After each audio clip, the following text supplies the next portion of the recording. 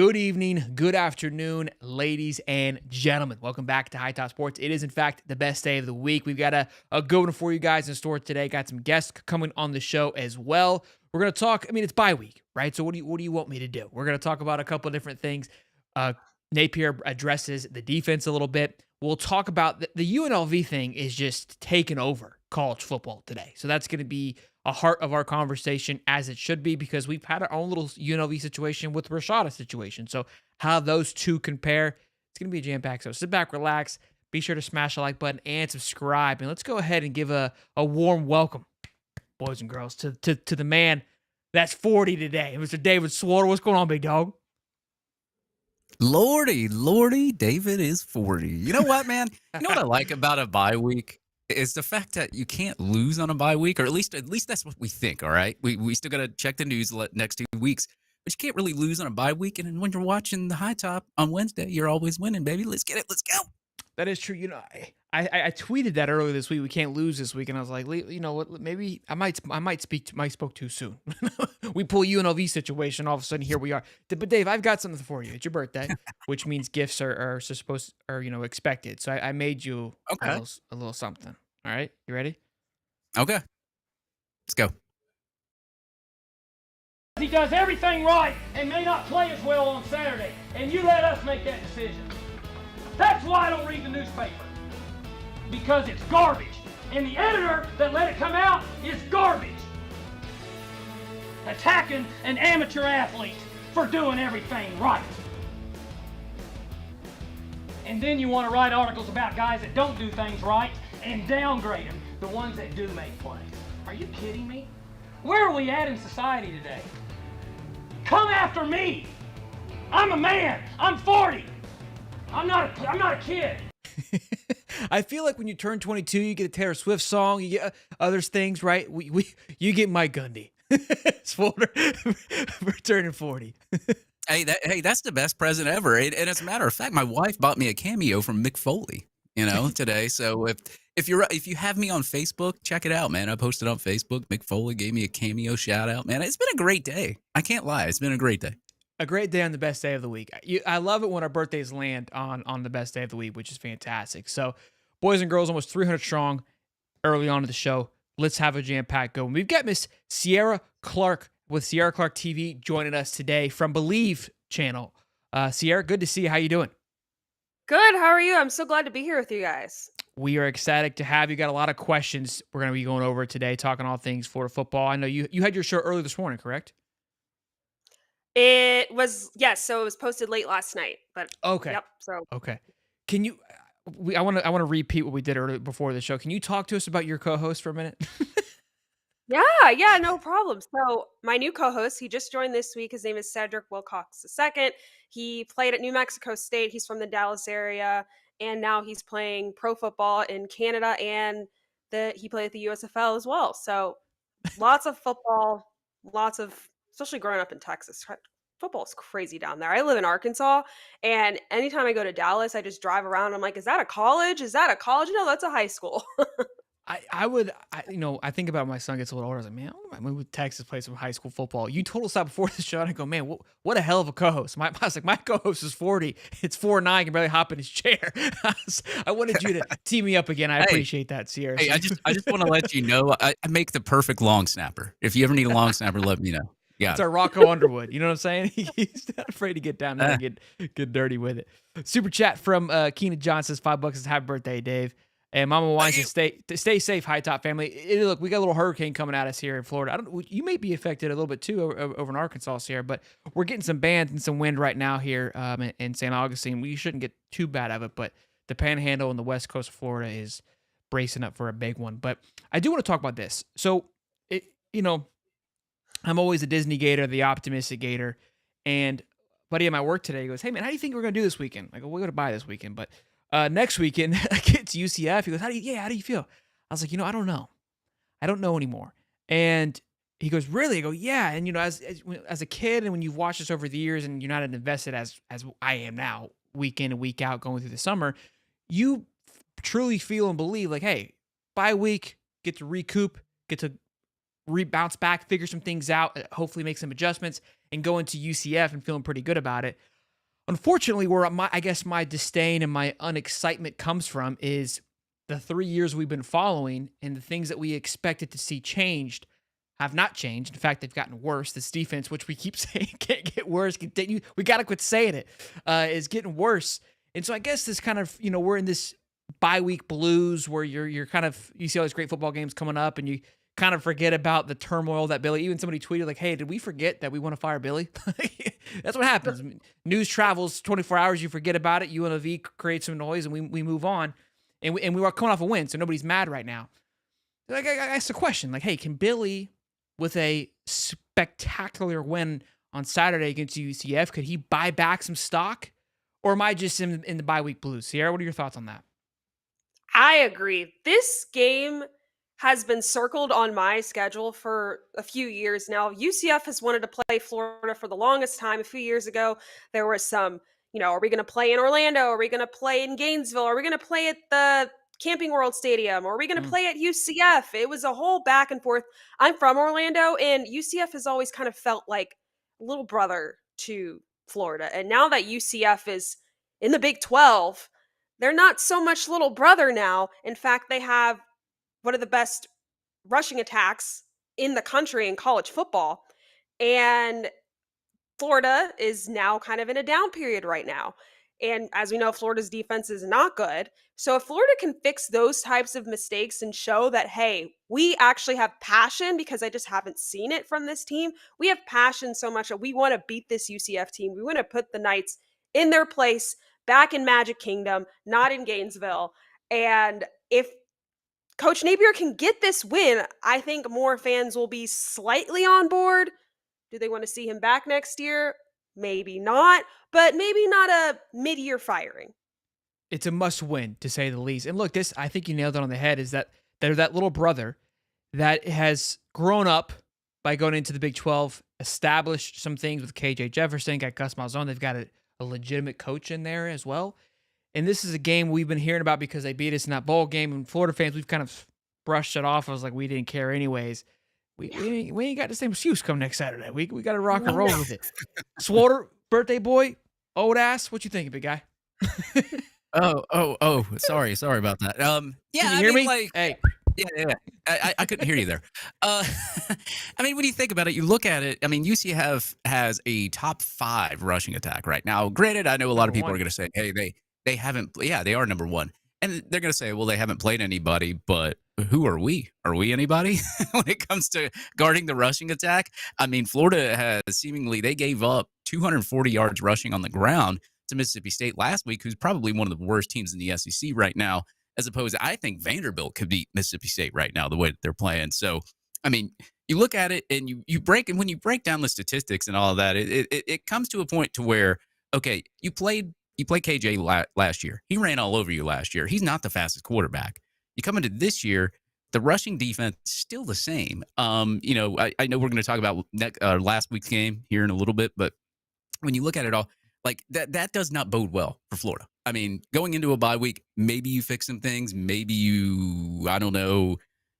Billy Napier talked about a lot of things and getting hands on the ground and getting his feet wet and all that other kind of stuff. You should have been doing this way before the season anyway. So it's like Florida Gator fans are just in a big bubble of question right now when it comes to like, what is this defense? What's their identity? Who's the dog on this defense? You don't really see it. We thought George Gums looks like a big time player, but we still haven't seen anybody make that big play yet, or that big sack, or the guy that's the leader out there. You see him yelling, you see him pregame, but you don't see them making plays. And I think that's the biggest thing that really irks Florida Gator fans is like, where's that playmaker? Where's that guy that's going to drive the defense into playing to where they can hold a team to under 100 rushing yards? I mean, Toledo held Mississippi State, I think, to under 100 rushing yards last week. We go play them. Mississippi State runs 240. So, I mean, you got to find some. Yeah, it was something like that. And you've got to find some kind of inner dog on that defense, because Florida's got the talent. I mean, they've got way better talent than Toledo. That should not be happening. Yeah, and look, so this is a perfect segue into the next little topic here about the defense. So in a quote today, I had Cam Parker, shout out to Cam Parker as our guy.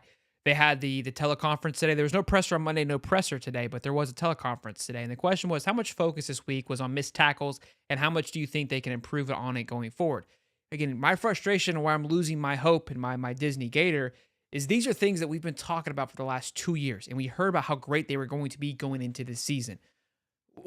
And I'm all for fixing it during the bye, but you told me they were fixed already, so I don't believe you're going to fix them in a week time. But he goes, part of the self-scout is to evaluate, all the efficient plays against us. I think the alignment, assignment, and technique are the primary root of the cause. So I think we have to evaluate teaching, development, practice habits. I think ultimately that's what we've done is the self-scout has revealed that it's alignment, it's assignment, and it's technique. There's very few schematic. Very small percentage of the issues are schematic. Now, some of you are going to go nuts with this quote, but he's not lying. And the reason is because I talked with Jarvis Moss and Stephen Harris on Monday. We broke down some film. It was phenomenal. Such a awesome podcast. There was a little audio issues, which kind of was a bummer because it's hard to listen to with the audio issues, but it was still really good if you were able to fight through and sit through that. And both of them were on that same page. Because they don't know what's being called, what guys are being instructed to do. So they're trying to give their advice as best as they can from what they can tell from what they know. And a lot what they were saying was like, look, the scheme is fine. The play calling's fine. The scheme is very, very hard. And they're also expecting a lot of guys. And he goes, look, part of it is his technique pointing to the edge was an issue. They don't like how he's lined up. That's alignment of technique. And then also two playmakers, a linebacker and the safety, the strong safety, which was Bridges in a particular play. They don't know who messed up, but somebody made an error. So the play calling wasn't wrong, but there was an error which caused the whole thing to blow up, which led to a 10-yard run. And so, look, schematically, I think we can agree there was obviously the 3rd and 2 play call by Ron Roberts was atrocious as well, too. But I don't disagree with him with schematically. My pushback is like, okay, well, we're 4 weeks in. We heard that it was technique, alignment, all these things last year. If your guys aren't figuring it out, we got to call something a little bit better instead of just putting them in a blender every single week. Sierra, thoughts? I feel like Florida fans have been a bit gaslit in a way because in the offseason leading up to the fall, we've heard about how this team has fixed things and how we had so much false kind of hope. And I just haven't really seen much of the expectations. I know that they weren't super high, but they just haven't really lived up to those expectations. I know they have the toughest schedule in the country, and we haven't even gotten to the meat of that. But I agree with you for what you said. Like, it's not necessary. I think they might need to change some things up. If these guys aren't grasping these schemes and whatnot, then we need to maybe break it down so they can understand it better. Or I don't know, maybe I'm not in those film rooms, but maybe they're not comfortable asking, hey, I don't understand this, Sure. So I would just hope that there is a way that the players can kind of understand it. And if they're not grasping it, like you said, then there should be a way that they could maybe alter things so people can kind of grasp those concepts better so they can translate over on the field because something isn't clicking. There was a clip that Jarvis Moss talked about. He goes, look, they're trying to hide the blitz on one of the plays. And it was like 3rd and 3. And he's like, I'm all for hiding blitzes and doing these things schematically, but he's like, there'll be times when, because he's a coach in high school, he's like, these guys line up and they'll look to me and he goes, I'll do this, which means cover up, mask yourself. Don't let them know what's coming. But sometimes I'll just give him a nod, like, just go hit somebody. Like, you don't need to do anything cute. Just line up, just go play football. And the fact I think, and look, maybe the what they're trying to teach these kids is it could be like it's almost like a day late, dollar short kind of thing. Because we see Antoine Powell, but he wasn't even here very long, but he's leading the country in sacks at Virginia Tech. And then if we go down the list of guys everywhere else are having dominant season, including Princely Umulalen, it's like we had this guy coming off the edges that was an absolute freak, and we're pulling back into coverage. It's like, guys, it's cute. I love that you like, and again, it goes back to the question of Billy, and maybe it's even the whole staff. It's like they think they're the smartest guys in the room, and now you're showing it on the football field. It's like, cool, this playbook's hard. It's hard to read what's coming, but if nobody executes it, it doesn't really matter if the offense doesn't know what's coming because they're gonna blow it's just blowing it to shreds anyways. And it's like, well, yeah, if you would have executed it, it would have been perfect. But your guys are too slow, not big enough, whatever it may be, and they're not getting it done. And again, this is where even if you do tell me that it's technique and alignment, it's still coaching. And the guys that were having trouble lining up and having technique, and what was his other word that he used? In development, where linemen, you hired a new lineman coach. Cornerback and safeties, you hired a new one of those too. And linebackers, you lost him to be DC, who just wore your ass out last Saturday. Swolder. Yeah, I think a little bit of that is effort from the players. I do think that there's somewhat of a, I guess, not really an attitude issue there. I think the attitudes are fine. I think it's more of just the will to, like we used to say last year, hit somebody. I think part of that is the attitude, but I think a lot of it mostly is it's coaching and putting them in the right positions to succeed and scheme and everything else. I mean, there comes a time where you got to look at, like, as a player, you got to be like, look, am I being put in the best position to be successful at my position? And if I'm not, say I'm not, go to a coach, ask him, be like, hey, look, I'm struggling with this. How can I improve this? Something like that. Maybe that is going on. We don't know that. But like for right now, like these past 3 years, and especially since 2020, this defense has been so inept. Like I've never seen a Florida Gator defense like this ever in my entire life. When I've been covering Florida, even watching it, our defenses have always been great. We always had the fun and gun, good defenses, and you just don't see that. You don't even see a fun and gun anymore. And like it just seems like all the energy has been sucked out of the program a little bit. And you can blame the players all day long. I've seen that happen on Twitter. But at the end of the day, it comes to a fact that like recruiting, you haven't had a top 10 high school class. You've had to dip into the portal every single year to at least get your class to the top 10. The coaching is on top of that. It has been bad. You look at the strength and conditioning, where they had to change the strength and conditioning coach. It just looks like that under Billy Napier, has just been like a slow development, even in the transfer portal, even when it comes to development and all that. And you look around and like a lot of people before the season even started said, okay, well, Florida and Miami, they're equal talent level. Miami's got a 14th ranked talent profile. Florida's got 12. This game should be close. 2.5 point spread, right? Going there, Miami blows you out. You go into a Texas A&M game with a backup quarterback. The starting quarterback doesn't even play. Texas A&M just runs it all down your throat the whole game. I mean, there comes a point to where like you have the talent. Why isn't it being coached correctly? Why aren't people in the best positions, and why aren't these players hitting? Like, I don't get it. If you look at the snap count too, which was the amount of rotation that we're doing. Again, it's just, and there's times on the defense where we execute and it's like, wow, that was nice. That was clean. We make a big stop, but it's so few and far between. We're like, did Mississippi State just screw up, or did so-and-so just screw up, or did we actually get one right? And we make a good stop, but then it's like, we're trying to get to the next play. And they're like, yo, I'm trying to do the math in my head here. I got Armstrong yelling in my head about what's going on. I'm doing math to my guys. Yeah. I'm bringing in 4 new guys. They're trying to figure out it's like, guys, let's simplify this thing. You have, like you said, there's so much talent on this team. And I know when we go to the paper, when you look at on paper, what I was arguing with Miami, the talent-wise, we're far and few between UCF.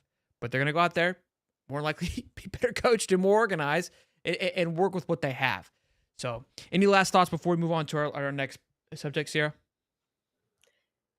Yeah, they say hard work beats talent when talent doesn't work hard. And Florida has so much talent. And I'm not saying that the players aren't working hard, but like we said, I don't feel that they're being set up for success. And when you brought up your point, birthday boy, I was really bad in math in school.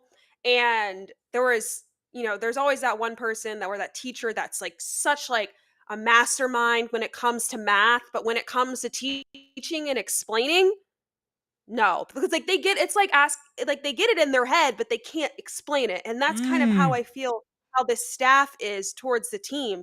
The team has all the talent in the world. They're smart, or they wouldn't be at Florida, but I don't think it's translating on the field. Like, great, you have really complicated schemes, but can your team execute them? And it doesn't seem like Florida has been doing that. We call that bars around here. Sierra, that was perfect. And I'll even add, look at the players that transferred out. One of the main things that all of them said was like, I don't feel like I'm getting developed. I mean, that's a red flag right there. Okay, well, you lost a lot of your good players because they felt like they weren't getting developed. To me, to be honest, I know a lot of people will shout at players for missing tackles and all that. I feel it's not on the players, really. I think it's more on the coaching and scheme and getting these players developed. They pick the players that come there, so yeah. We can't argue that it's not his guys anymore. I think again you're spot on with That's the kind of the impression that we get is that, yeah, Ron Roberts wrote this defense, Austin Armstrong, they get it. They understand it. They know that it can work. But can you teach it? Can you translate what you're look, I got roasted because of my bubble that I drew over here. I don't know if I have it still. My diagram. I'm a big visual guy, right? Because I like to explain stuff. I do coaching and teaching and stuff with sales. It's like the special teams mat, right? Exactly. I think maybe we just need to get a whiteboard, draw this thing out a little bit, simplify it a little bit. I don't know. We'll see. Maybe we get a mat on the field. So look, this leads us kind of to our last little bit here, Sierra. We've had enough to digest, I would say, on defensively and offensively. Who should be the guy? The running back room. I was arguing after Texas A&M game that I think Montreal might have taken a step back a little bit. Defensively, DJ Douglas pissed off a lot of Florida fans. Looked pretty egregious out there. Who do we feel like, hey, it's time for us to see that this is the guy that's a better talent? I know he's a 4-year senior. I know he's done all these things, but it's time to push that to the side and put the best guy on the football field. You got any guys on offense or defense that you feel that, hey, I think it's his time regardless of what we thought coming into this?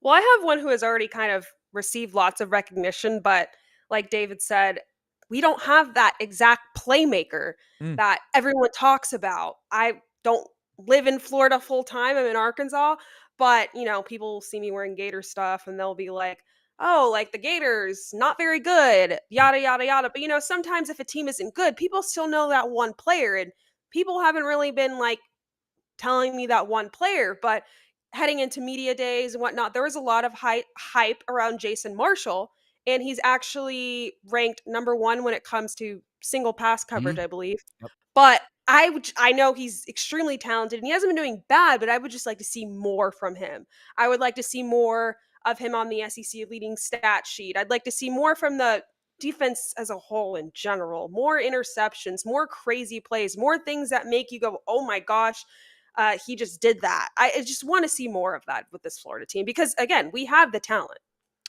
Very much so. Just again, what Princely he's been doing for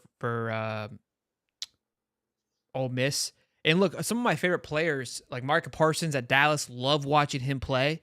I was talking about Will Anderson today with some guys who Alabama graduate that plays for Houston right now. Those guys are just so fun to watch. They are electric. Obviously, J.J. Watt, Nick Bosa. Like, you just love turning the TV on to watch them play defense. It's so fun. We don't have any of those at the moment. That's like, yeah, they're just Harold Perkins Jr. at LSU. I would watch LSU to watch him play. Now, unfortunately, he got hurt. He's out for the season, and they've misused him the last 2 years, and he's taken a step back. But my golly, his freshman year, I would just punch air knowing that we had an opportunity to get him and we didn't. Yeah, And I haven't seen. Oh, sorry. Go ahead. No, go ahead. I haven't seen that at Florida in a while on defense. Like Kyer Elam was really. Kyer Elam was always real exciting to watch. And then one player that I really liked watching was Voshon Joseph. There was one play. I used to work in local news in Gainesville, and I would shoot video of the games on the sideline. I think they were playing like Idaho or some team like that.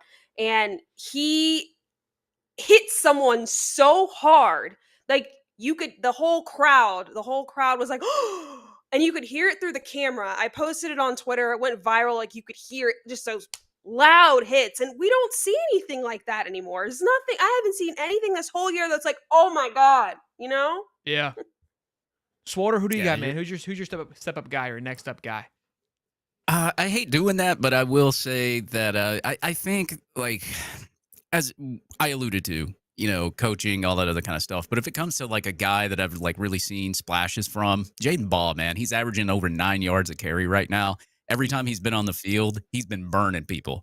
I'd love to see more Jaden Ball. I also like what Aiden Mazzell did last week. He had about 200 yards of offense that didn't even count last week. I know Will Mazzell's in here, but yeah, I would love to see more of Mazzell. I mean, he flashed quite a bit last week, and I think that with his speed, his length, and the way that he, I loved watching his high school film. He's got elite speed. I think we need to see a little bit more of him. If there was two guys like offensively, I would pick them. I do like what she said from Jason Marshall. He's only allowed 42 yards so far this year. I mean, like he's, like she said, I want to see a little bit more, But what he's doing right now, he's playing fine. He's playing leaps and bounds better than what he did last year. I mean, last year he's given up everything, and now this year he's only given up 42. And I would love to see more of Gums. I mean, I think Gums is one of the guys that hits hard. He's not afraid to hit somebody. He's always there where the play's at. I would like to see more Gums and more, a little bit more of Marshall doing some other things there too. And obviously, he's had some injury issues, but, I would like to see, his name's on the tip of my tongue right now, but Devin Moore. I'd like to see Devin Moore more on the field. His last name is Moore. I'd like to see more on the field, but of course, you can't play if you're hurt, but if we could get him on the field a little bit more, I think Devin Moore and Jason Marshall combined would make a good 1-2 cornerback combo. Yeah, I think offensively, Mazzell is my guy as well. Obviously, big Mazzell fan. The great family, had him on the show multiple times. Awesome kid, and just what he showed with his feet last weekend was incredible. What he did in the open field, although it got called back because of the bullshit blindside block. Just the fact that he still did that was fun to watch. And then defensively, I'm loving what I'm seeing from Jaden Robinson in the linebacker position. I think Aaron Childs shows he's one of those guys that I like what Childs brings because he may not know the full playbook, but he's a baller, right? It's kind of like that DJ Lagway in a sense of like, just go let him go play. He doesn't have to do anything. Just let him go be him for a little bit. I think that's something that this defense lacks. Like put him up with like a Pup Howard and Aaron Childs. That one combo, you got a guy who's experienced with a guy that's just ready to kill somebody. That's special. I feel like the other guys, Wingo is still, unfortunately, love him to death. I think he's a great guy, great leader, but just feels like he's flat constantly. I don't care that he knows what's going on. It doesn't really do me any favor if you're not going to hit anybody. Like, cool, he's about to run past you, and you're still going to let him pass you. I'd rather the guy not know that he's going to run past you and maybe hit him on accident. That's what I'd rather have happen and see. But anywho, couple of super chats real quick. Army says, when Napier hired Ron Roberts, Harris, Chapman, etc., there were glowing reviews from previous players. Were they lying? LOL, players need to execute. And look, I agree. I think the players do need to execute. And I'm not saying, that's why I'm saying it. I don't think it's the scheme. I don't think it's where those things are. But if they're not executing, then they're not being held accountable. That's my thought, right? Like, why are they continue to be allowed to not execute? Pull someone else in. I don't care that they know less. You're not executing. You're not doing your job. I'd rather put somebody in who is messing up accidentally because I just don't know versus you know it. You're supposed to be the number one guy and you're still messing up. Move on. Tyler Bohannon. Love that name. $5 says the players are soft. They don't like tackling or can't. Makes me wonder if they're even practice tackling. Yeah, we went from tackling very well. Like the first game, I even commented, I said, wow, tackling looks better, to just like, yeah, we're like, no more. Yeah, I was going to say King Malik said Aaron Gates too, so that's a name out there too. Yeah, he was with an injury, so I feel like he earned himself more time, but he was out last week with an injury. But yes, he's been playing. I love when he plays. He's been playing good when he's been on the field. And Webb is running back one. I couldn't agree more. I think what he has established himself, again, the run block was a big concern of mine. Can he do those things? That's what Montreal, I think, does do a good job of. He's running hard. His pass block, his catching has been phenomenal. And then I think what he does is allow for Jacoby Jackson and Jaden Ball to be a true committee run 2-3 running back. I mean, the fact that running backs did what they did excites me on all accords, from offensive line and the fact, which we already knew, that was the one thing that we all were okay with and heard, was this running back room was good. That was the only truth that we got this season. But Sierra, tell them where they could give you a find, follow, YouTube, all those things before we let you go. And we do appreciate you hopping on for us for this first half of the show. Thank you so much. It was so much fun talking Gator football. Yeah.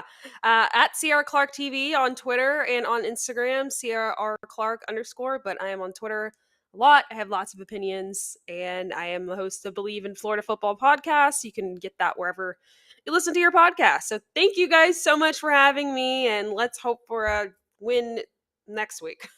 2 weeks from now. Yeah, we'd love to have you back on. This was fantastic. You're spot on with your takes. I know the chat enjoyed it. So thank you so much for coming on and hanging out with us today. Yeah. Thank you. Thank you. Go Gators. Sierra Clark, everybody. Last super chat here we've got from Levi. Says, big shout out to the B-Day boy. Also give Miss K a big shout out for coming on and giving her feedback to Miss Sierra. Remember the Titans and just let the boys play. Boys and girls, we are at the halfway mark of the show. Got a lot to go over still. Obviously, this UNLV drama has been nuts. So there's going to be a ton to unpack there. I mean, that could be its own show in itself because of how good it is.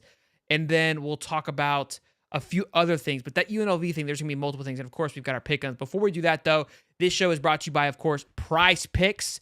Listen, Prize Picks is America's #1 daily fantasy sports app with over 5 million active members. You can now win up to 100 times your money on Prize Picks with as little as 4 correct picks. Prize Pick is the best way to get action on sports in most states, including California, Texas, and Georgia. I was so close to my Monday lineup. I needed Cam Little to have more than 2 field goals, and I thought for sure the Jags weren't going to score any touchdowns. They were going to score field goals. Unfortunately, they got so down so quickly that scoring touchdowns was the only way they felt that they could be active. So field goals went down the drain, and the only thing they could be doing was touchdowns. So I got burned. I was 2 for 3 on my lineup, and I was devastated.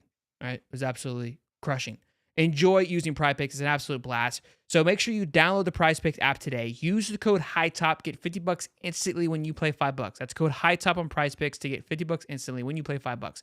You don't even need to win to receive the $50 bonus. It's guaranteed. Prize Picks, run your game. Obviously, college football is on there as well, which is an absolute blast. It's fun to pick those guys as well, too. And this weekend, there's a huge slate to get in on it. So be sure to check that out. Now, let's dive into our pick'ems for the week, boys and girls, before we get into the UNLV drama.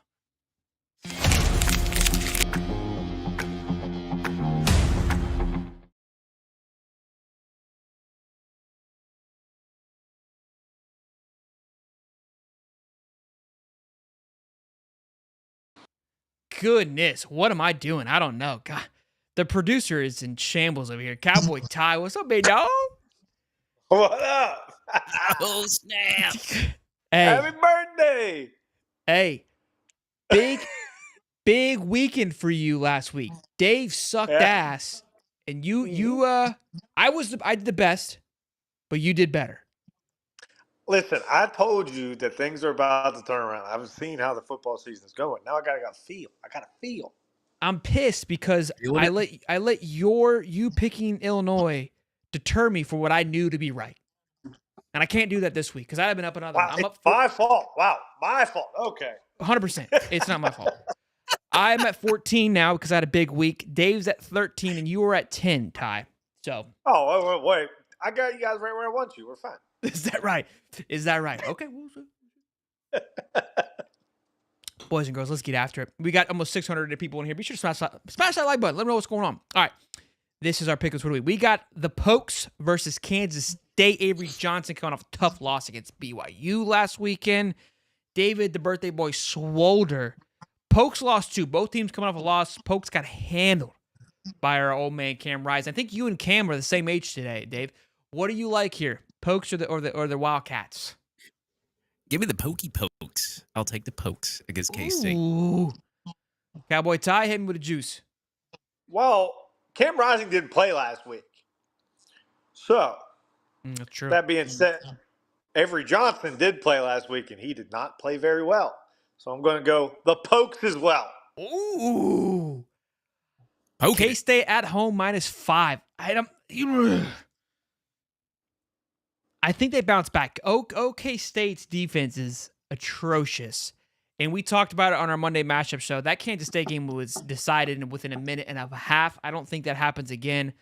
Again, Ollie Gordon didn't get going like they would like to. They haven't looked good all season. They should have lost to Arkansas. I think Oklahoma State's a little tad overrated. I think Kansas State just got caught with their pants down in freshman quarterback. I think they bounce back big time. Cowboy Ty, we got the Louisville at Notre Dame. Notre Dame's here by 6.5. What do you got, big guy?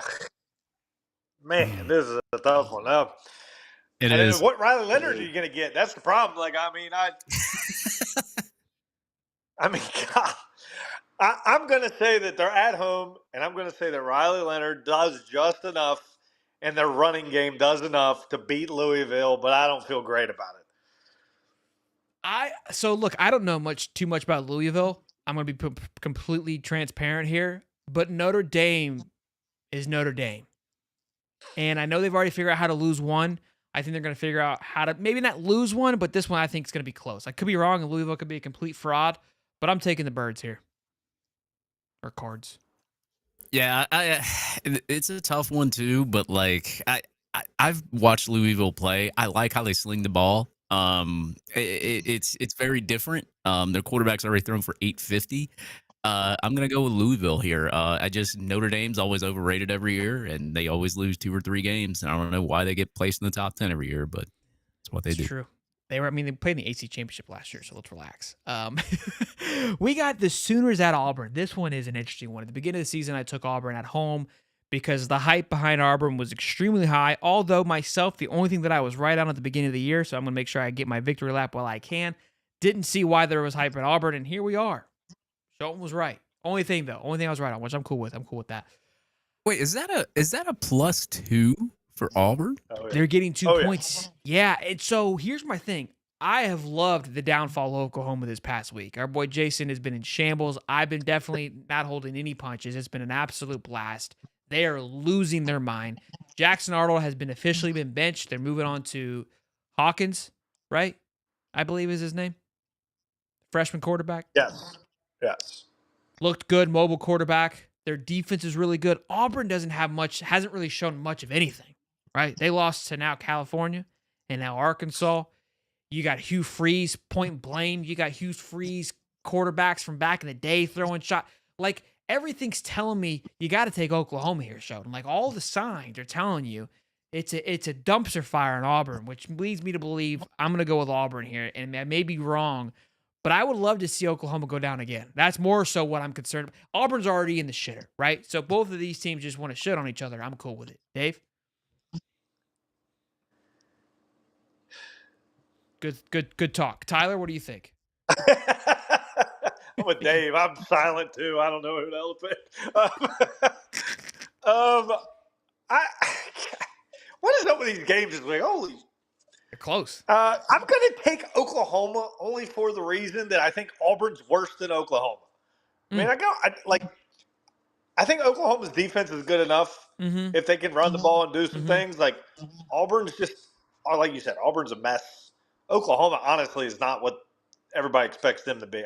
No. They are exactly what I thought they would be. That was another team that I felt pretty confident about. The Dylan Gabriel leaving, Mike Lebby leaving, like, you took a massive blow that people just want to feel like, oh, Brent's got this thing locked and loaded. Like, oh, you're losing a lot. A lot of O-linemen transferred out. Like, this was a little bit bigger than people gave credit. Like, there were the flip of this.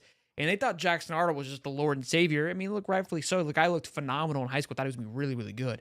But maybe Dave got hit by a hurricane. I don't know what's going on with him. We'll leave it blank for now. Then we've got another juicy one here. Arkansas, which just looks sneakily good, right? Could have squeaked one out against Oklahoma State. They do. They're undefeated.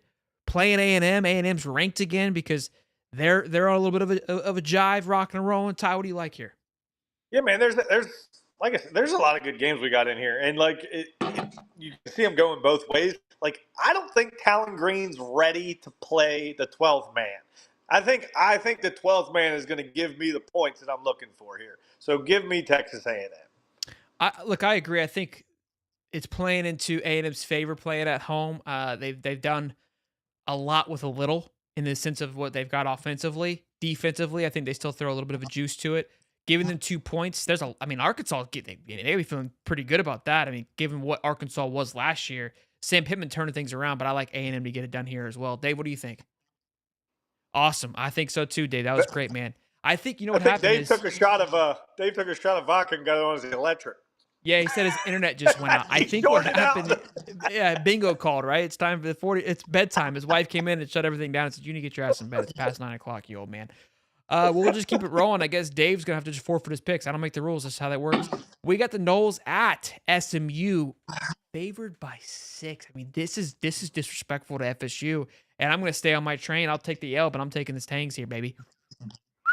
I've been picked against us 2 weeks in a row.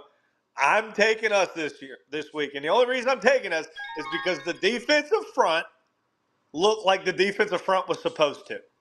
So when the defensive front plays good, we have a chance to win. Now, DJ Ooh, I don't even call him you anymore, DJ Ooh, can he make enough plays? I don't feel confident about it, but I think the defense covers the 6.5. I feel like it's very disrespectful. Ty, you guys suck, okay? And the reason I say that is California game reminded me of the Louisville game. If, for God's sake, if they had a quarterback that could just, blink twice, California wins that game. SMU's paying 90 on you boys, okay? Dave, make it fast here. You got Oklahoma at Auburn. Auburn's favored by 2. Who do you like?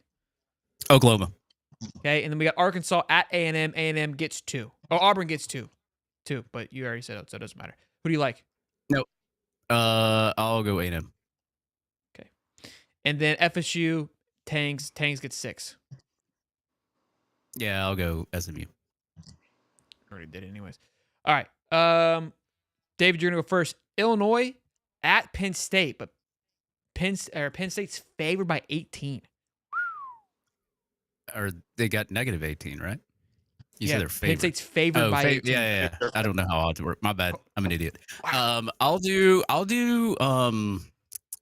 yeah, I guess I'll go Penn State. 18 points though is a lot. So, but I think I'm going to go Penn State. Cowboy Ty? I'll tell you what, man. I like what I see out of this Illinois team. I think this is this is a prime for an upset special. This might be an upset special, but I like Illinois definitely in this game to cover. I think that defense is tough. I think they're going to make enough plays on offense, and I think they have a shot. That's all I'm going to say. I agree. I think 18 is. I double checked. I was like, that just seems disrespectful. Like the hype behind Penn State. Am I crazy? Like Penn State doesn't score more than 25, like 18 points, but they handle West Virginia. Nope, your pick's already in, Dave. Pick's already in, Dave. So I already know. I mean, playing it all over the place. Yeah, I mean, they look good. I mean, that Nebraska's defense, I think, is pretty stout, and they put up 30 against them. It's the 18 points that's like really killing me. That's a lot. 10, I could see 10. 18? See, even Joe is like, can't be. But go look. Don't yell at me. All right, Cowboy Ty, we got the Dogs versus Bama in Alabama. Another game that you can just flip a coin. I mean, Kirby, I think Kirby's going to own Kalen. That's what I think is going to happen. I think Kirby's just going to get in the head of him, and Kirby is going to own Alabama while Kalen's the coach. So give me the Dogs. I love me some Roll Tide. I love yelling Roll Tide. Roll, right? I think the hand jobs that Bama has received this past week from all media outlets has been absolutely egregious. I think they forget that Nick Saban has left. I think it's the worst case scenario if you are Bama. All the hype that Bama has been receiving, like that's the last thing that you want to do headed into this game. Kirby Smart has circled this game on his calendar before he was even born, okay? Before his dad even had a thought of him in his nutsack, he circled this game right here. He goes, the day that Nick Saban retires, I'm taking over Alabama. Kirby Smart and the Dogs roll in there, rough themselves all the way through that bad boy and whoop some ass. I think Bama gets a rude awakening and Milroe gets slapped in the guru here. Swolder? I'm giving him +2 here. I think that's a little bit disrespectful. I think that, I think Georgia's defense is still good. I did not like how they performed against Kentucky. They lost Ladd McConkey, Brock Bowers, Ra Thomas. I think that offense struggles against good defenses because of that. I do like the way that Etienne's running the football. I just don't know if I trust Bama's quarterback, but I'm still going to go with Bama on this one because last year they played.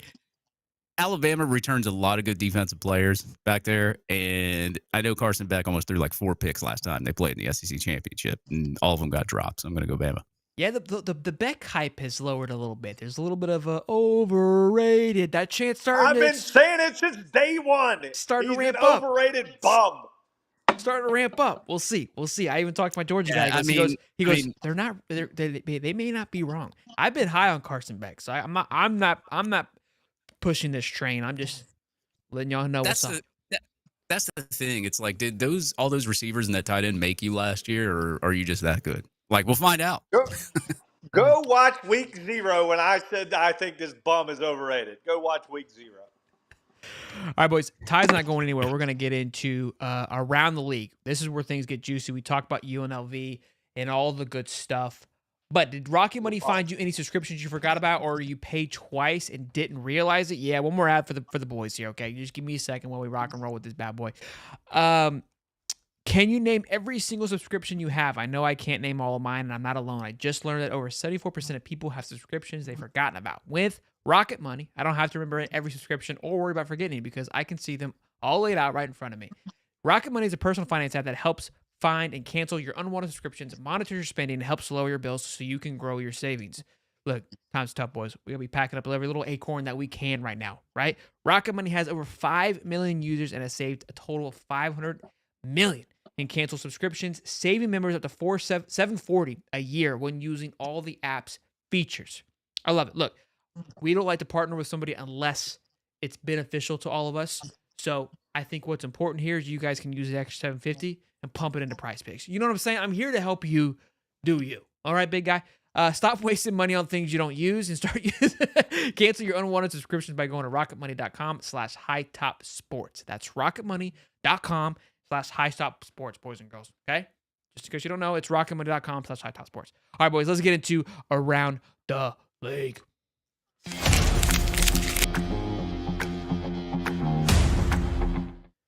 So this UNLV thing, I see some people going, "What's going on with that?" I'm surprised. I mean, I guess it's been unfolding today. So this is going to be probably a big part of the show. All right, this thing has swallowed up college football in the last 12 hours of today.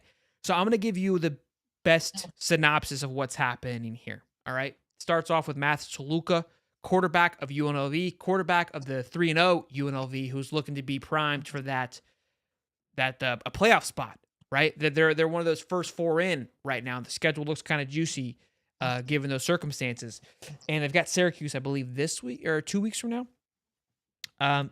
Writes a message today, basically saying, "Hey, I've not been given what I was promised, NIL wise. I'm out. I'm redshirting.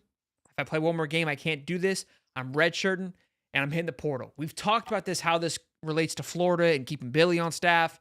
So guys, don't do this. Well, this guy he's already out. He's saying his NIL deal wasn't lived up to.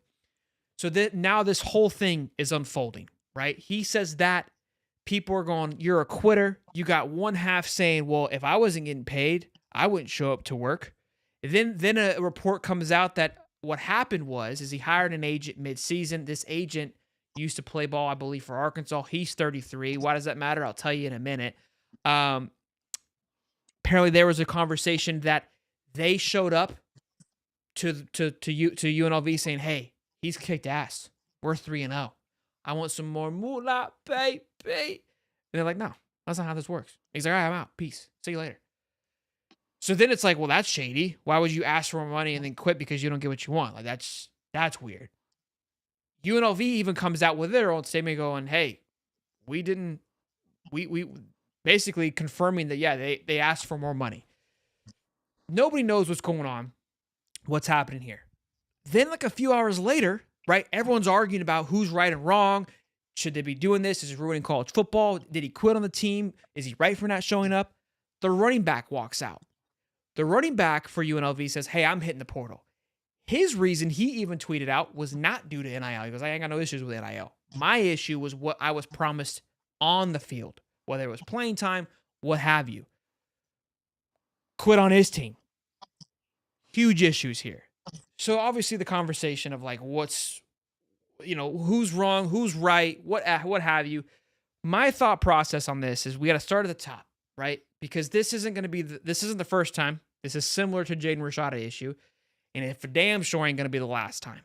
Okay.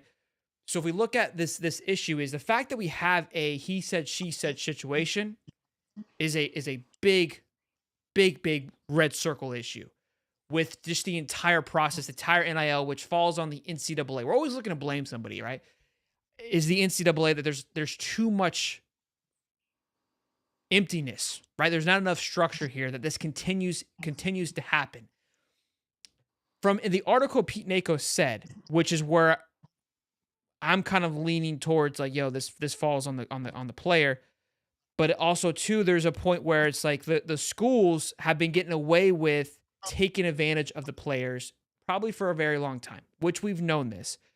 So I also believe that by him speaking up, him being Shula, the quarterback for UNLV, is huge because it's going to change, hopefully make a change in something. Unfortunately, he's the first one, so there's going to be consequences when you're the first guy to do it.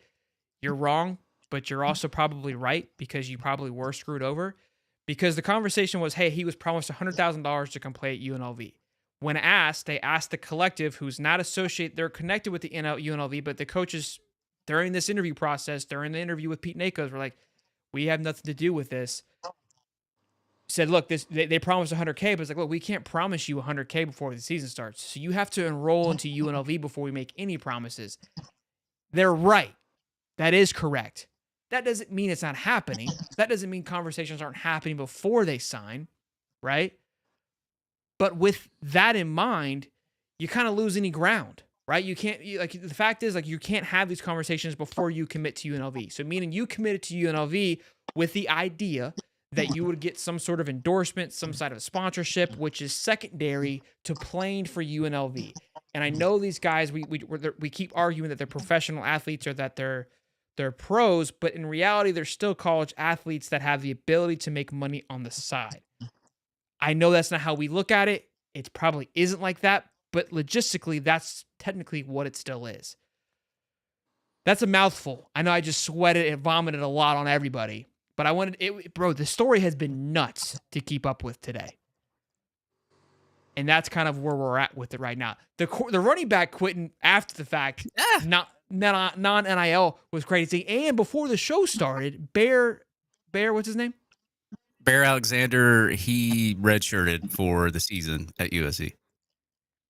And remember, Bear Alexander left Georgia to go to USC. Felt like it was a money deal, looked like a money deal, smelled like a money deal, plays there all season, is dog shit, then enters the transfer portal the beginning of this season, and then stays, which tells me there probably was another financial situation that he was promised that he didn't receive, and now he's leaving, or he's redshirting, and says, I'm not going to play the rest of the season. For me, obviously, the big question is the quarterback a quitter, or would you show up if you weren't getting paid? For me, again, you committed to UNLV, you committed to those guys around you, you committed to that team. So it starts, that's first, and then you were getting endorsements, NIL, based on your performance, things like that. That was secondary nature to playing for the football team. And I know there's going to be people that argue to their blue in the face. It's like, look, I wouldn't show up if I wasn't getting paid either, and I don't disagree with you. I get that as well. The competitor, the dog eat dog in me, the want to play college football and kind of prove to everybody, and that like, if they're being a bigger picture, would say, hey, just F it. It is what it is. Like, they still offered him $3,000 a month. It wasn't like they weren't going to pay him. It was just less than what he wanted. I think he's a quitter. The running back, 100%. You're quitting because you were promised to play more or what have you. That's pansy shit, in my opinion. We're not creeping. We're moving very fast into a world of like, I don't like what I'm getting, so I'm out.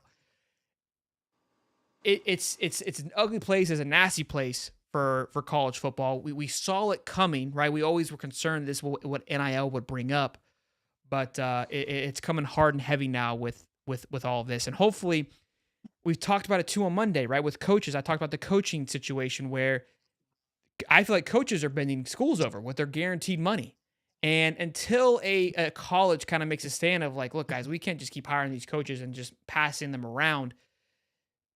It's going to become where the coaches and the players have more control, and this checks and balances kind of goes to the wayside. And if this kid, in my opinion, I think we have to make an example, and maybe he's not the one. I'm not trying to use this kid or bash this kid, but there has to be a stand, because if this kid does this, goes somewhere else pretty quickly and gets a fat deal, you're going to see a lot more of it.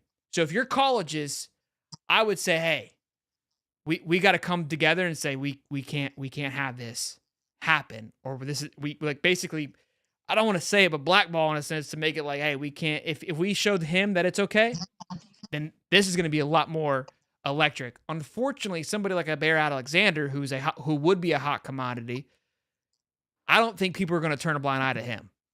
I rambled enough. Ty, what are your thoughts? Well, okay, so this is clear. Obviously, this is a flawed. It's a flawed system because it's new, and if everything's not going to be perfect. So everyone should understand that. So before, people were like, I'm sure guys were getting money that we didn't know about or no one knew about, and they were getting money under the table and blah, blah, blah. Well, now it's a known thing that these guys are getting money, so it's not a big deal. But like me being the old school guy that, I would never, ever quit on my team. I would go through this, and I would 100%, because this is the team. Like, the team is surrounded by me. I am the leader of this football team. So quitting on your team in the middle of the season is not a good look for him transferring or going elsewhere or any other reason. Because if I'm a coach, I don't want someone on my team like if we don't get his money, he's just going to go. So that part of it, I think it's terrible. Now, I understand the kid wants to get paid. This kid's probably not going to make any other more money playing football than what he is right now. So that's the situation that I feel like he's in, where he's like, this is probably where I can make the most money playing football than I ever will in my entire life. So with the system being flawed like it is, I kind of understand his standpoint, but I also hate the fact that he's quitting on 92 other guys or 85 other guys that, stood behind him and said, you're our guy, let's go be our quarterback.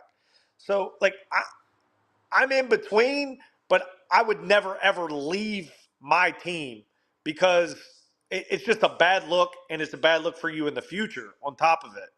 Now, on the other side of it, the coaches should not be able to say, well, you get this amount of money. The coaches need to also take, they need consequences.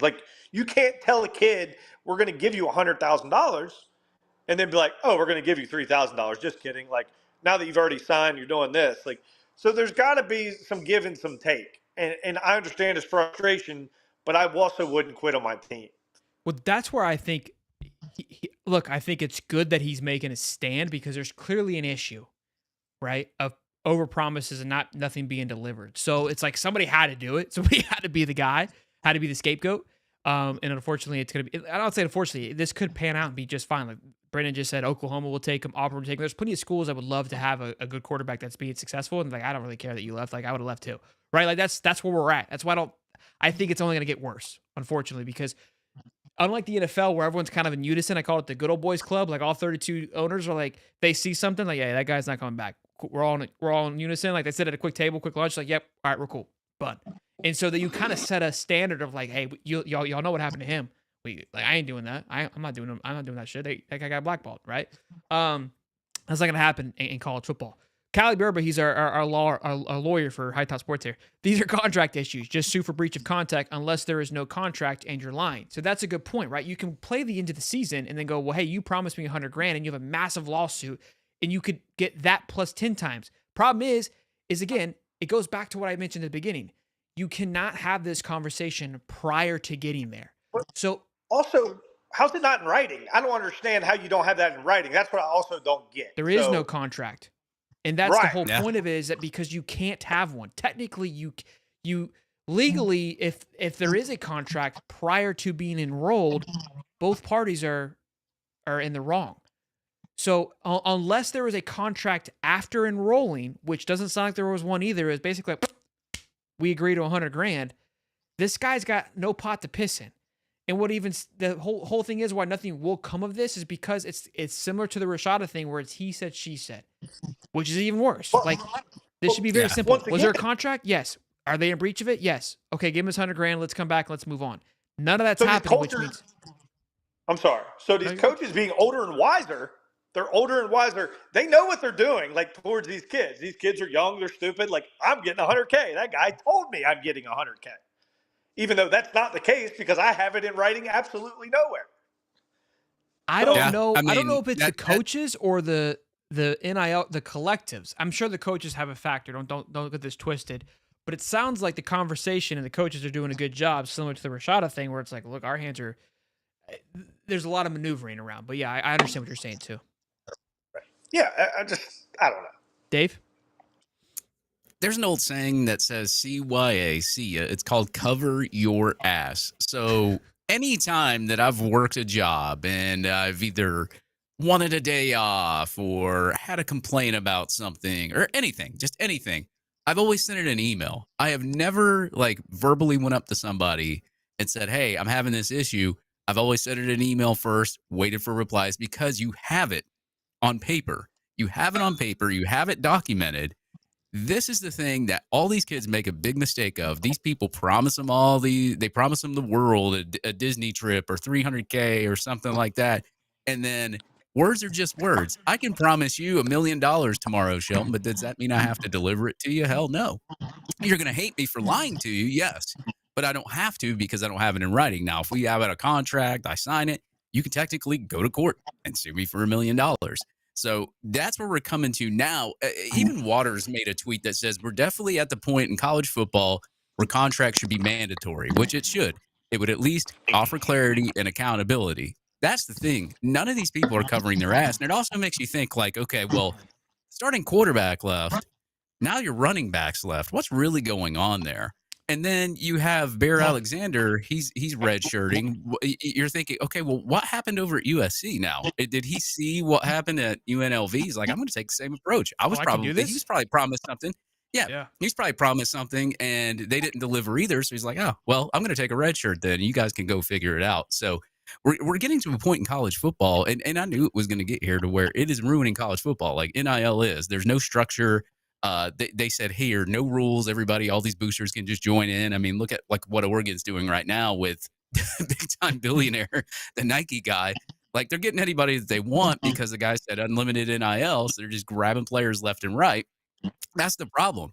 It's been a money game. We all know this. There was under the table paying before NIL even started, but it's getting to a point now to where it's with NIL, kids are demanding more money now. And they know that they can. They're like, it's hard to give somebody $3 million in a handshake in a paper bag, but you can give it to them on a contract real easy. So now with NIL, all these kids want more money and they're going to ask for more as the years go on, unless there's some sort of structure, unless there's some sort of rules. And nobody has laid out any ground rules still in year 3? So it's like, this is what you get. These are the situations you get with NIL. When nobody wants to lay down any ground rules for anything. And that's it. Cover your ass. Like if you are a kid, and I will say this right now, if you are a kid wanting to go to a school, somebody promises you something, get it in writing on a contract. If you don't, do not go to that school. Well, again, you can't have those conversations. I muted you, Ty, because your feedback was bad. I mean, you can't have those conversations. They do have those conversations, but when you go and you commit to the school and then get something, yeah, give me something right now.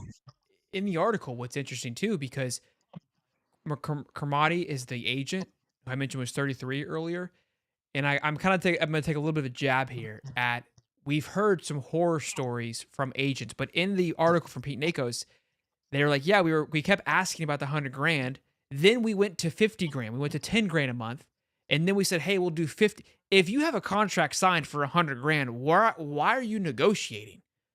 Right. You know what I mean? Like you lose a lot of credibility when you're negotiating a contract that was signed. Now, maybe it was just like, look, I want to play here. I want to make this thing work. You promised me that. It was more of a promise.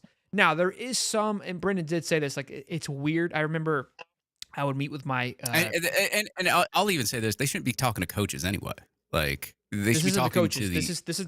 No, the coach was not even interviewed for this. It was the collective... The NIL collective CEO and the agent. Those were the two that were interviewed about this entire situation. Okay, well, since you can't do contracts, get it in email or text. Well, and I think that's what they're probably gonna have to use. And again, those you can at least have a lawsuit with those, because I remember I have conversations with my professor from school. We would have conversations about ideas, about like a marketing idea or a company, and he would make me sign a piece of napkin saying like, "Hey, I won't take this idea." And basically, like, if I were to take this idea, like, that was binding enough to, like, hey, he signed this piece of napkin saying he wouldn't when we talked about it. And that's as little as it takes to make a legitimate agreement at times. Now, can you throw them out too? Look, we're getting way back into the legal stuff. But it's a very finicky situation. If you're a good enough player and they want you, they will put something in writing. Whether I know that, like you said, no contracts can be signed, but you can always put something in writing. Well, what about why have they considered a nil cap? You know what I mean? Like, why, almost like the NFL, they have a salary cap. You can't spend over this much. Like, what's the difference in college? Like, you have this amount of money. Like, you can spread it how you want. But you know what I mean? I'm just spitballing here that what you could possibly do to, some guys making $4 million to where some guys making $300. I don't know. I'm just making, Well, as much as the NCAA says that they care, they really don't. Of course they So the other thing I was talking about too, Cal, you gotta dumb that down a little bit. Cal be popping. He's a lawyer. He be popping stuff in here. I have no idea what the hell he's saying. Um, the agent is 33, and not that age has a factor. I'm younger than Dave too, but I went to school for sports management. I thought it'd be cool to be an agent. And the one thing that I think the teacher, I hated her because she made that class a living hell, but she also knew that everybody thought it'd be cool to be an agent. So she made the class a living hell. Like, if you want to be here, you're gonna earn this shit. She also had favorites, but besides the point, it was the best thing that ever happened. I quit the class because I was like, this ain't for me. This lady's crazy, and it ended up being the best decision I ever made. But my point for that is that, like, I think we're seeing a lot of kids who thought it would be cool to be a sport agent, and unfortunately this is what's happening too. It's too big for itself, right? We don't have enough organization on that regards of it too. So we got poor agent, poor representation. We've heard about it on the Florida Gators side. I don't want to get too detailed because I don't know how much I can say about that, but it is an ugly area where it's all money grabbing, right? Everyone's just trying to just get their claws in as much as they possibly can. Now, this leads me to the next part. And again, I don't know how much you know this, Tyler. I meant to kind of talk to Sierra about it more, but can this situation be a blessing in disguise for this Florida Rashada situation? Now, it has to kind of unfold, because if this thing gets closed or goes to court and gets done, then, obviously Florida's is still in process. They could use this as an example. If no rulings come from it, it's not going to really do much. But if more situations like this come up, it really nullifies what this is, because although we were first and it was a big explosion, if this thing kind of amplifies up bigger than, it's the big difference is that Rashada didn't come on campus, right? The NIL was able to pull back and say, I don't know who promised you this, but we ain't doing this. Versus this situation, they promised, they get him on campus, he's playing, and he's like, where are these checks at? And then no checks are happening. So a little more, an issue, but I still think it's going to come back to how the Florida situation is, where it's like, it's a he said, she said. Like, I really don't think anybody has a case here. And so it could be a good thing in the sense from Florida's perspective and protecting the Florida brand of, like, look, dude, you were first. You thankfully you created a new rule, but you got burned in the process. Dave? Yeah, I mean, it's one of those situations. Like, we knew some of these situations would happen. Unfortunately, we were part of one of those. UNLV, unfortunately, was part of the other situation, which those are two completely different situations. But, I mean, I think, and I don't know this, I'm no expert on this, but I know that there's certain lawyers that, like, work on a contingency basis, that kind of stuff. Like, can you hire, like, a contingency lawyer that says, hey, look, I can't sign a contract right now. I can't, like, do that until I'm enrolled, whatever. But if, something goes haywire or whatever, like, can you help me look at this contract before I sign it for a certain percentage of the contract if this goes right? I think, in a way, like, if you can do that, get you, like, a contingency lawyer that says, hey, I don't have to pay you if I don't sign this contract, but if I do, I have to pay you a set amount of money, and just kind of raise the price a little bit and say, hey, I got to pay for this lawyer. Hi. This Rashada thing is also very intriguing, because I believe he said it was a contingent on a $13.85 million deal.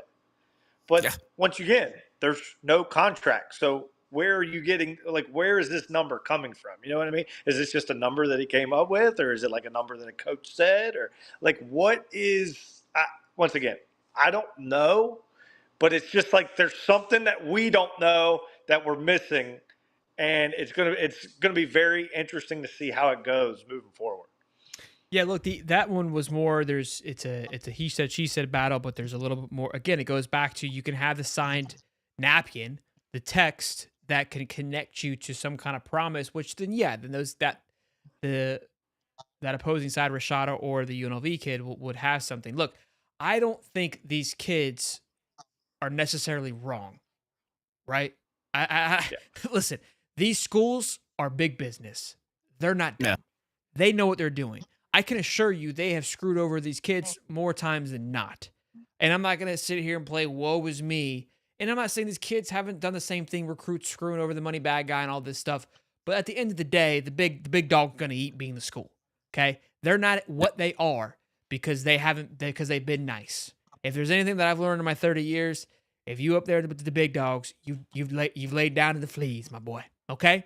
And these schools are rolling in the dough. It had taken a ton of advantage of these kids for a very long time. And there's a point now where these kids have a voice. And unfortunately, I feel like what might get masked as like, oh, you're taking away our sport because these kids are being spoiled brats, which I agree. There's part spoiled brats and there's part kids where they're just getting screwed and they're trying to speak up. Like it's both. Yeah, well, that's the thing. You allowed them to be, though. I mean, like, if you allow somebody to do something, they're going to take advantage of it. But the NCAA spoiled brats. The NCAA is a bunch of spoiled brats. They've been stealing money forever. Exactly. I agree. Look, it's a bunch of brats. That's what we're working with. We got to find the middle. We got to find the middle ground. Money hungry brats. That's all we got. The thing about like getting it over text, like a coach is not supposed to negotiate a deal over text or phone, whatever, because that's a violation. But like, as I said, like if there's a way around it, like you hire a contingency no negotiation lawyer. should be happening before he's on campus. I know why you're saying it. But we all know I know, but you're not supposed to. So that's where the line has to be drawn. Is that like, oh yeah, we know what's going on. Well, okay, if you again, law is supposed to be somewhat black and white. If there is conversations happening, and I know that they are, don't even yell at me. But legally, if you take this to court, it should be tossed out immediately. It's like you have no legislation here because both of you broke the rule. Both of you operated outside of what's supposed to be happening. The NIL contracts are supposed to happen. And this is what we have. Nate Barbera will come on all the time.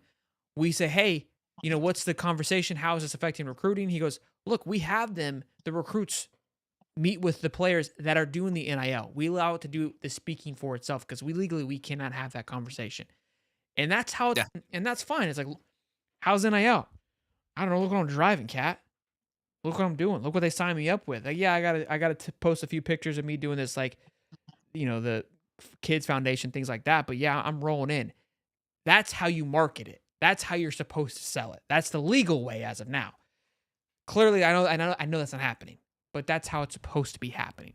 So crazy day. Well, I think we need an alcohol contract for this show or something like that. I mean, we need sponsorships. So anybody out there, come on, contact me. It's not an NCAA violation because I don't play college sports. So come on. How much money do you think NCAA made off of Tebow? They made off of Reggie. They made off Johnny Manziel. They made off all those guys. They made billions off of those guys. And now the younger guys know that, and now they're just trying to, get what they believe is theirs. And look, I think that's where I agree with it. There is a point where it's like, yeah, these guys. But at the time, here's where I differ. Everyone's like, oh, they made $1 billion off Reggie, $1 billion off these guys. Reggie Bush, Tim Tebow also wouldn't be there without these organizations too. Like, I'm always in the middle because my thing is like, look, if you're a business owner and think about the school as being the business owner, they created the opportunity for you to become Reggie Bush. You feel me? Not that I'm okay with it, but it's like you want to get pissed like because now Reggie's suing them, but it's like, look, like this wouldn't even be a conversation without it. And it's like you went there knowing it's like. For me, I worked at Publix. When I worked at Publix, you couldn't have a beard, you couldn't have tattoos showing, you couldn't have piercings. Now they don't give a shit. You can do whatever you want. But when I worked there, you couldn't have any of that. And I hated it. But I can't bitch about something that I knew was the rule when I went there. Like nobody forced me to work at Publix. That part I kind of that's my pushback on that. You have to play in the NCAA because that's the only way you're getting to the league.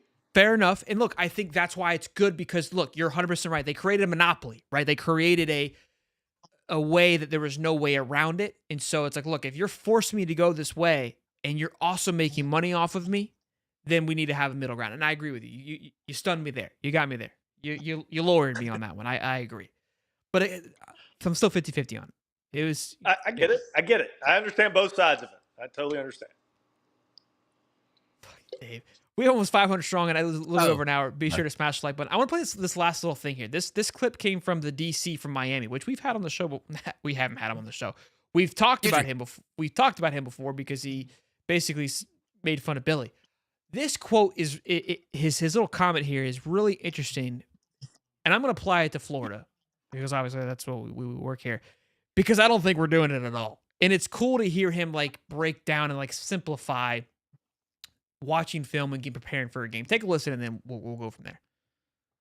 Is it more of a talking point than reality, or are there really, more often than not, true adjustments that get made during? This is what I found. I've found out that through my years, this is just my experience, not anybody else's, but you look at film and you watch it, and you have a plan of how you're going to stop it.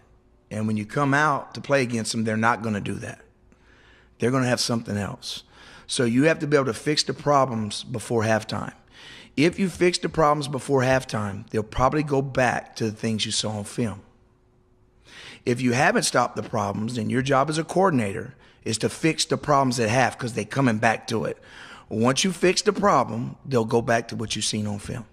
And to me, that's where you make your money as a coordinator. You don't make it on the weekends. You have to be able to game plan, but you also have to be able to adjust in game and know exactly what to go to by what they're doing. And a lot of times that comes from experience of just seeing it. And to tell you the truth, my high school experience has probably helped me more than any of my college experience, because you start off defending option football, wing tee, empty. You see everything in high school. Everybody copycats, and you'll see one offense one week and you never see that offense again. So that's kind of where you cut your teeth, as a coach. I found that's my track anyway. I thought this was really cool. I loved it because I heard this and I go, we don't do any of that. I think our coaching staff shows up with their game plan and goes, we're just going to stick to it, and hopefully they buy into it. That's what it feels like. But Billy said it. Billy said it before. Well, that's because you never stop it.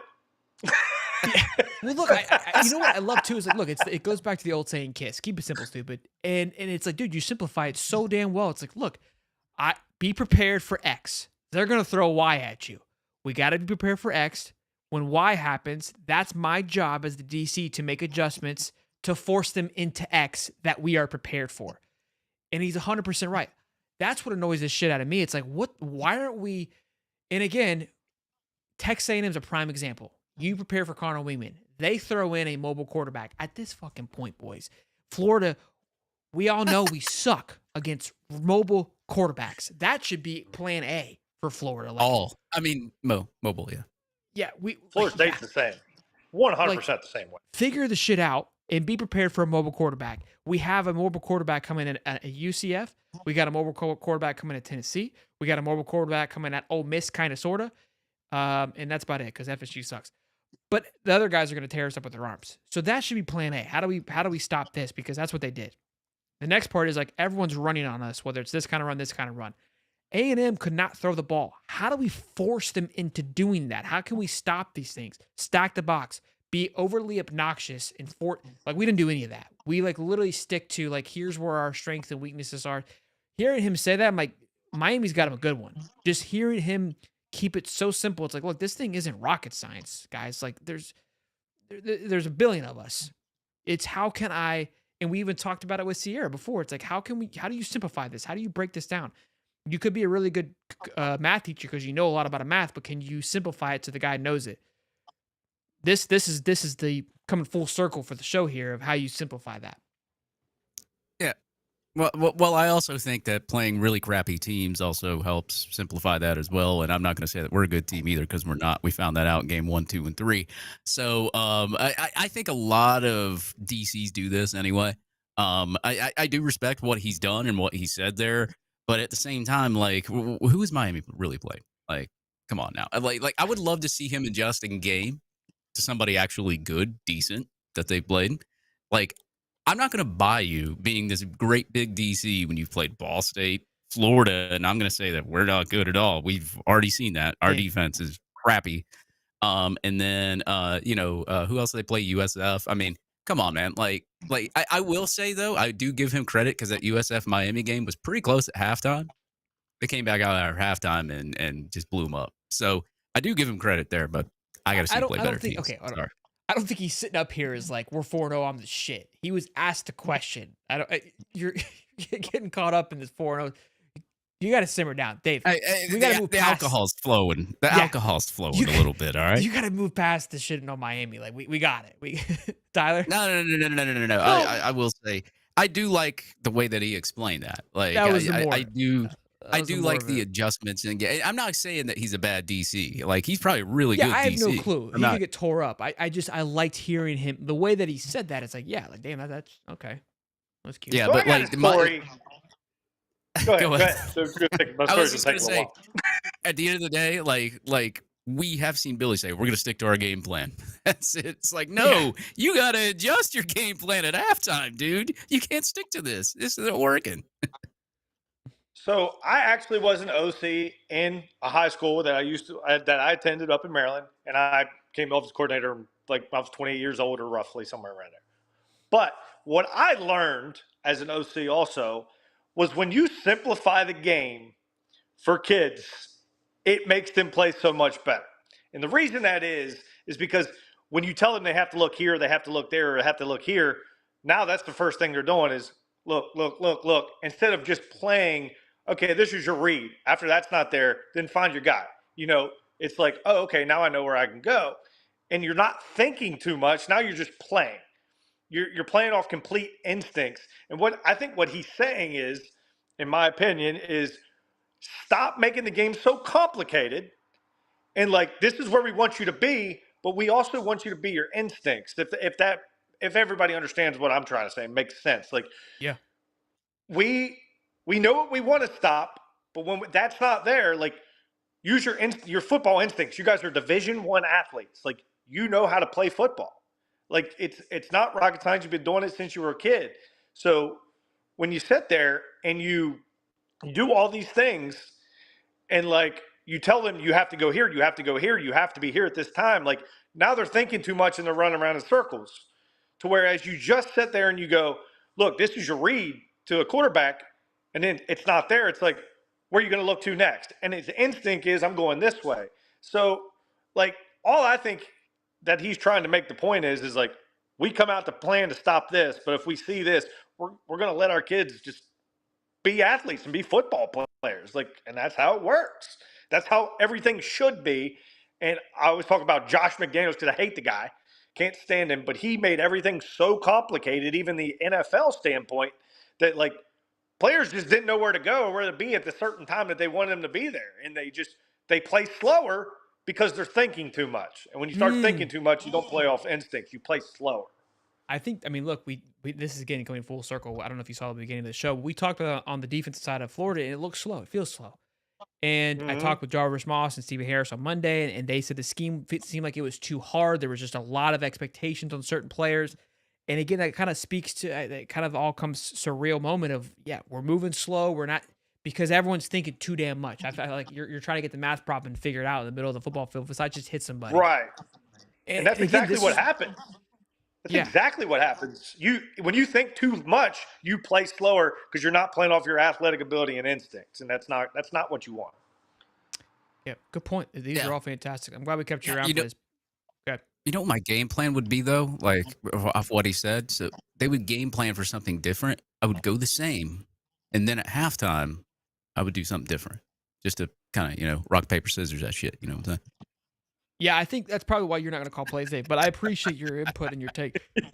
Boys and girls, fantastic show. Hope you guys enjoyed this one. We got through the bye week. We've got another bye week coming up before the Georgia, Florida. But at that point, who knows what could be happening? We could be Billy-less. We could be fired up for Billy. We've got a long way up until that bye week, so it should be fun.